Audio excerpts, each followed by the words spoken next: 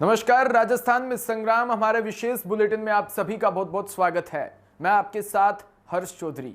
राजस्थान का सियासी संग्राम चरम पर है।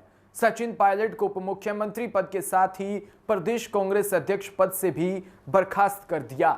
सचिन के समर्थक मंत्रियों को भी बाहर का रास्ता दिखा दिया।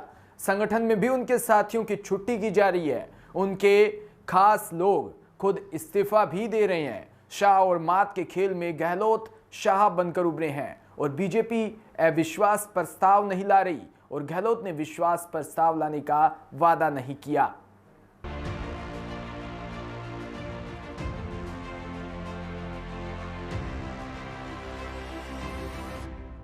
सरकार पर संकट है लेकिन चलता दिख रहा है। दोनों गुटों में संवादहीनता की स्थिति है। दोनों का नुकसान भी तय माना जा रहा है। सचिन पायलट को राजनीति विरासत में मिली। उनके पिता राजेश पायलट कांग्रेस के कद्दावर नेता रहे, केंद्र में मंत्री रहे। उन्होंने सेना की नौकरी छोड़ी और राजस्थान को अपना कर्म क्षेत्र बनाया। एक्सीडेंट में उनकी असामयिक मृत्यु के बाद सचिन पायलट ने उनकी विरासत संभाली। आज सचिन नाराज है कि उन्हें वह सम्मान नहीं मिला जिसके वो हकदार है। अपने समर्थक विधायकों के साथ वह दिल्ली हरियाणा में है, लेकिन बर्खास्त किए जाने के बाद वैसे भी उनके पास विकल्प सीमित है। जानकारों का मानना है कि अब भी उनके पास विकल्प खुले हैं। उन्हें पद से हटाया गया है, पार्टी से नहीं। कांग्रेस को युवाओं की जरूरत है और अगर सचिन कांग्रेस में रहते हैं तो उन्हें नजरअंदाज करना मुश्किल होगा। समय, संघर्ष और हालात के साथ उनका कद बढ़ेगा ही, घटेगा नहीं।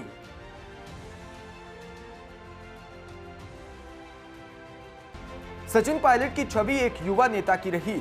राजस्थान ही नहीं, हिंदी पट्टी के राज्यों में कांग्रेस के बड़े नेता के रूप में उनकी पहचान रही। उनकी गिनती उन नेताओं में रही जिनका कांग्रेस में भविष्य उज्जवल माना जाता है। कांग्रेस प्रदेश अध्यक्ष के साथ डिप्टी सीएम का पद देकर पार्टी ने यह संदेश भी दिया था, लेकिन ताजा घटनाक्रम में उनका नुकसान ज्यादा होता दिखाई दे रहा है। सचिन पायलट कोई बोल्ड स्टेप नहीं ले पाए, इससे उनकी इमेज को धक्का लगा है। वह बीजेपी में जाएंगे, अलग पार्टी या मोर्चा बनाएंगे, वह खुद स्पष्ट नहीं कर पाए। उनके समर्थक विधायक मैदान में आए, लेकिन सचिन ने मुंह नहीं खोला। अधिकतर बातें पर्दे के पीछे से ही कही गई। यह भी कहा जा रहा है कि ज्योतिरादित्य सिंधिया को बीजेपी में शामिल कराने में शिवराज सिंह चौहान जैसे बड़े नेता लगे रहे, लेकिन पायलट खुद बीजेपी के पास गए, इसलिए उन्हें वह तवज्जो नहीं मिल पाई। पार्टी ने बहुत बाद में कहा कि अगर वह बीजेपी में शामिल होना चाहते हैं तो उनका स्वागत है। हालांकि बीजेपी में जाना भी इतना आसान नहीं। उनके समर्थक विधायकों ने हेमाराम चौधरी, दीपेंद्र सिंह और मास्टर भंवरलाल शर्मा जैसे बुजुर्ग विधायक हैं, जिनकी पूरी राजनीति बीजेपी की विरोध में रही। सामाजिक राजनीति कारणों से वह पार्टी ज्वाइन नहीं कर सकते। दूसरा, राजस्थान में किसी तरह का भी फैसला वसुंधरा राजे सिंधिया की सहमति के बिना लेना मुश्किल नहीं दिखता। यह भी एक बड़ा सवाल है कि वसुंधरा राजे अपने समान कोई प्रतिद्वंदी क्यों खड़ा होने देगी। इसमें पायलट की कांग्रेस की अपेक्षा ज्यादा सम्मान मिलना मुश्किल है। राजस्थान एक ऐसा राज्य है जहां कांग्रेस और बीजेपी बारी बारी सत्ता में आती रहती है। क्षेत्रीय दलों को वहां कोई खास तवज्जो नहीं मिलती। ऐसे में अगर सचिन पायलट को क्षेत्रीय दल बनाने की कोशिश करते हैं तो वह उनके लिए कोई खास फायदे का सौदा नहीं होगा। सचिन पायलट की नाराजगी पर रणदीप सिंह सुरजेवाला ने सवाल खड़े करते हुए कहा कि सचिन को पार्टी ने क्या नहीं दिया। 26 साल की उम्र में सांसद बनाया, 32 साल की उम्र में केंद्र में मंत्री बनाया, 34 साल की उम्र में कांग्रेस का प्रदेश अध्यक्ष बनाया और 40 साल में उप मुख्यमंत्री बना दिया। वह यह बताना भी नहीं भूले कि सोनिया और राहुल का आशीर्वाद पायलट के साथ रहा, इसलिए इतना मिला। तथ्यों के आधार पर यह बातें सही है। बीजेपी में जाकर मोर्चा बनाकर या अलग दल बनाकर वहां तक पहुंचने में लंबा वक्त लग सकता है। अगर वह पार्टी तोड़ते हैं या बीजेपी में जाते हैं तो गुर्जर मीणा और युवाओं का वह सारा वोट बैंक उनके साथ चला ही जाएगा। यह भी गारंटी के साथ नहीं कहा जा सकता। राजस्थान के मुख्यमंत्री अशोक गहलोत ने भले ही अपने राह का कांटा साफ करने से पूरा जोर लगा दिया, लेकिन पायलट के जाने से उन्हें भी कम नुकसान नहीं। पार्टी सत्ता में आई थी तो उसके दोनों का योगदान माना जाता है। अगर पायलट कुछ समर्थक विधायकों के साथ पार्टी छोड़ जाते हैं तो गहलोत सरकार पर हमेशा तलवार लटकती रहेगी। कोरोना की लड़ाई में गहलोत सरकार ने एक मिसाल पेश की थी। राजस्थान के मॉडल की कई जगहों पर प्रशंसा भी हुई थी, लेकिन अब उनका सारा जोर सरकार बचाने पर होगा। अगर कर्नाटक और मध्य प्रदेश में ऑपरेशन लोटस को देखा जाए तो वहां भी एक बार फिर से सत्ता परिवर्तन नहीं हो पाया, लेकिन वक्त के साथ बीजेपी सत्ता हासिल करने में सफल रही। ऐसे में राजस्थान में सरकार स्थिरता से चलती रहे, ऐसा नहीं कहा जा सकता।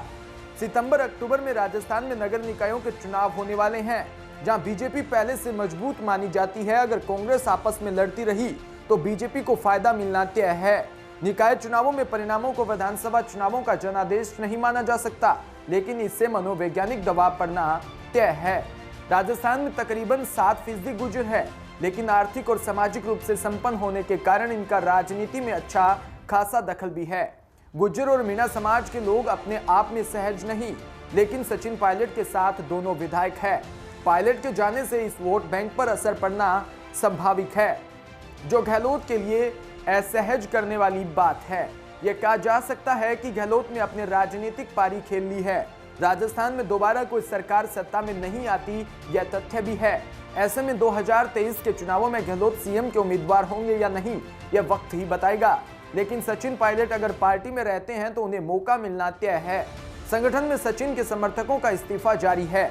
ऐसे में फिर से संगठन खड़ा करना गहलोत के लिए एक बड़ी चुनौती भी होगी। संगठन की बुनियाद वर्षों से खड़ी होती है। पार्टी में लोग आते जाते रहते हैं, लेकिन ग्रास रूट की लड़ाई के लिए कार्यकर्ताओं की जरूरत होती है। लोग रैलियों में आते हैं, लेकिन उन्हें बूथ तक पहुंचाने का काम कार्यकर्ता करता है और उनकी फौज खड़ी करने में वक्त लगता है। गहलोत सरकार में ऐसा कोई युवा चेहरा नहीं जो युवाओं की अगुवाई करे, जिसे यूथ अपना आइकन माने। ऐसे में गहलोत और पायलट का अलग होना दोनों के लिए नुकसान का सौदा है। Bureau report, DPK news, Jaipur.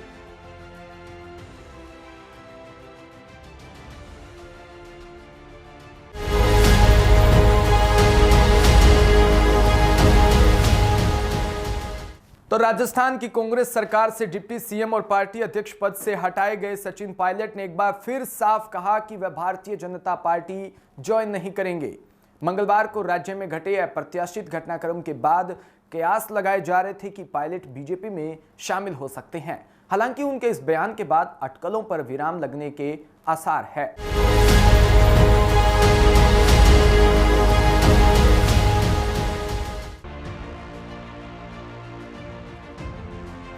Pilot ने एक न्यूज चैनल में इंटरव्यू में कहा कि भाजपा में शामिल होने के बारे में एक गलत एजेंडा फैलाया जा रहा है। मैंने भाजपा से लड़ाई लड़ी है और हराया भी है, तो मैं बीजेपी ज्वाइन क्यों करूंगा।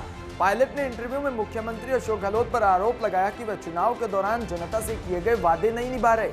इंटरव्यू में पायलट ने कहा कि हमने चुनाव के दौरान अवैध खदानों को लीज पर दिए जाने के खिलाफ कैंपेन चलाया था। हमने वसुंधरा सरकार पर दबाव बनाया कि वह खदानों को दी गई लीज को रद्द करे।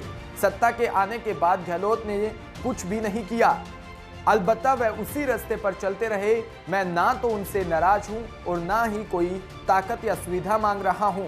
वहीं एक अन्य इंटरव्यू में बीजेपी ज्वाइन करने के सवाल से उन्होंने पायलट ने कहा कि इन आरोपों में कोई सच्चाई नहीं। मैंने राजस्थान में कांग्रेस को जीत दिलाने के लिए कड़ी मेहनत की है। मैं अपनी ही पार्टी के खिलाफ काम क्यों करूंगा।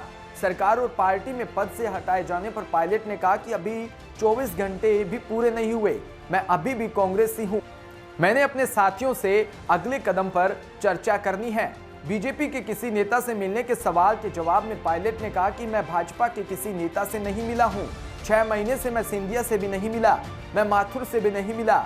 पायलट ने कहा कि मैंने सीएम पद या अपने साथियों के मंत्री बनाए जाने की मांग भी नहीं की। मैं चाहता था कि एक सम्मानजनक काम करने का माहौल हो, ताकि काम के सम्मान वितरण का वादा पूरा हो सके। मैं दोहरा रहा हूं कि यह सब किसी की पावर, पोजीशन या सुविधा के लिए नहीं, बल्कि काम करने की आजादी के लिए है। यह पूछे जाने पर कहा कि राहुल ने बात की। पायलट ने कहा कि राहुल गांधी अब कांग्रेस अध्यक्ष नहीं। उनके जाने के बाद गहलोत और AICC में उनके दोस्त मेरे खिलाफ इकट्ठा हो गए और इसके बाद से ही मेरे लिए स्वाभिमान की रक्षा करना भी संघर्ष बन गया। Bureau report, DPK news, Jaipur.